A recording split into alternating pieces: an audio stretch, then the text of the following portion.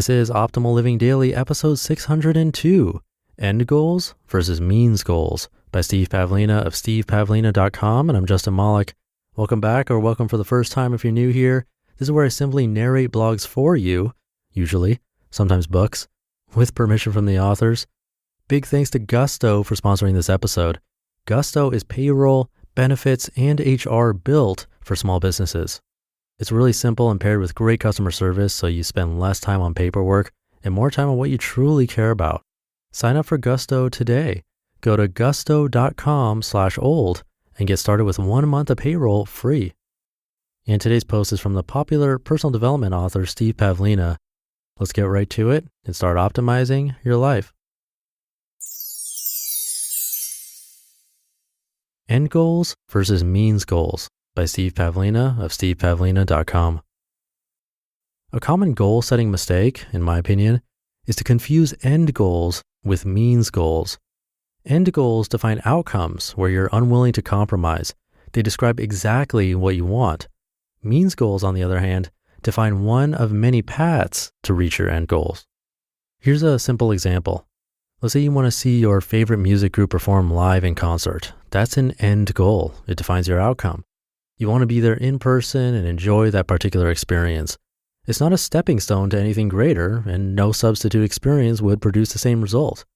Now, suppose a radio station is having a contest where the prize is 2 tickets to that concert, and you decide you want to win that contest.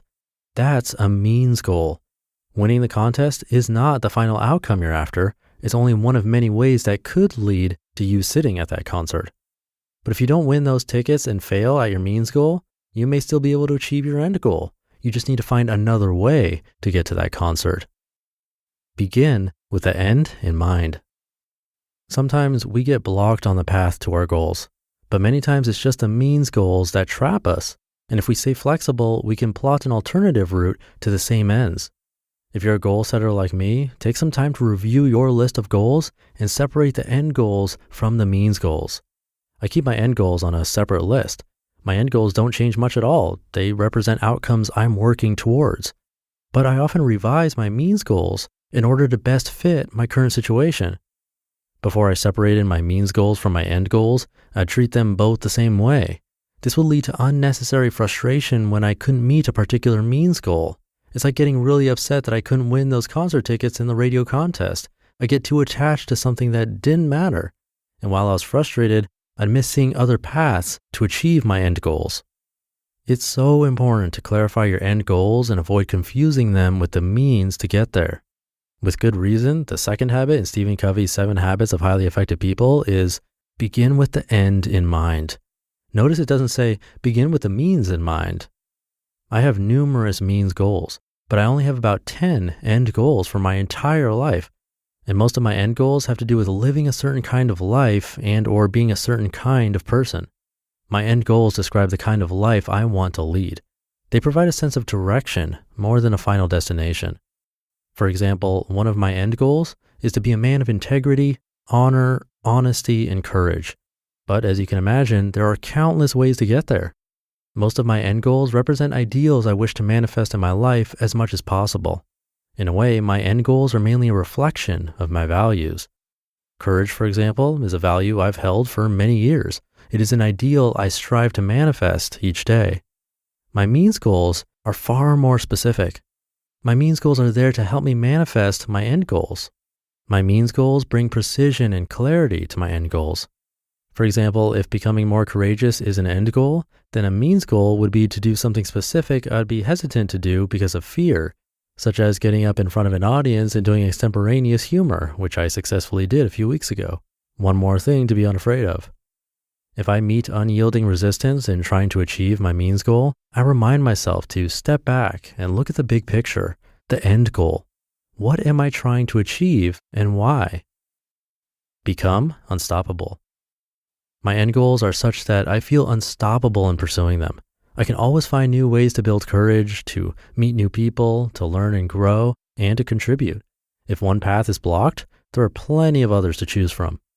If you take away my voice so I can't speak, I'll just do more blogging. Take away my blog, and I'll write offline. Take away my ability to write, and I'll find someone else to help me get the message out. The means are not nearly as important as the outcome. Writing, blogging, and speaking are merely means to an end, that of helping people grow. By having flexible end goals that connect with the manifestation and expression of your ultimate potential, it's nearly impossible to fail except by choice. Don't get so caught up in the pursuit of your means goals that you lose sight of the person you wish to become. Create and hold a vision of your ideal self in your mind. That vision then becomes the basis of all your end goals from which your means goals derive. Clarification: the means goals can be set up using a system like SMART: specific, measurable, actionable, realistic, time-bound. The end goals don't fit this type of system, however. End goals work as ideals to move towards, and one of the reasons they must transcend the limits of a system like SMART is that they must be expansive enough that you can pursue them for a lifetime. Ironically, you'll never actually achieve your end goals in the sense that you achieve something specific and measurable and time-bound. The end goals are there not to behave as to-do items to be checked off. Rather, they define the direction and scope of your life. They help define and shape your life path, not your final destination. The means goals are merely stops you choose to make along that path. You just listened to the post titled End Goals versus Means Goals by Steve Pavlina of stevepavlina.com. And I'll give some brief comments of my own, but really quick, thank you again to Gusto for sponsoring this episode. You can use Gusto to handle your payroll, benefits, and HR. 40,000 businesses choose Gusto to process tens of billions of dollars every year. It's the best payroll for small businesses because it's easy to use, it'll save you time, it's reliable, and they have your back. You do not need an HR expert if you use Gusto. With great software and service, you can focus on what really matters in your business, not payroll. You can have automated tax payments, filings, and forms, plus flexible payroll, accounting integration, and more. Sign up for Gusto today. Go to gusto.com/old. That's gusto.com/OLD and get started with 1 month of payroll free. As for today's article, I kind of wanted to laugh in the middle because today on Optimal Living Daily Business and Startups, the other podcast I host, I narrate a blog from Leo Babauta of Zen Habits on pretty much the exact opposite advice. The title of the article is Toss Productivity Out, and he talks about not making lists or having goals. I suggest hearing both sides and figuring out what works best for you. So check out that episode, today's episode of Optimal Living Daily Business and Startups. That's episode 175. I actually think there's room for both perspectives. Depends on how you take it.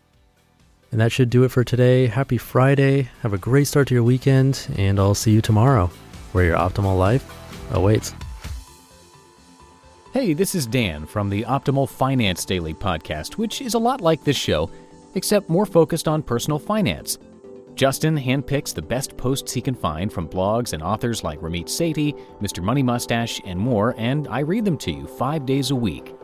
So if you enjoy this podcast, come on over and subscribe to Optimal Finance Daily too. And together, we'll optimize your financial life. You've been listening to Optimal Living Daily. Be sure to hit the subscribe button to stay up to date on each new episode and head to oldpodcast.com. That's OLDpodcast.com for a free gift as well as more actionable tips and resources to help you maximize your potential. Thanks for joining us, and remember, your optimal life awaits.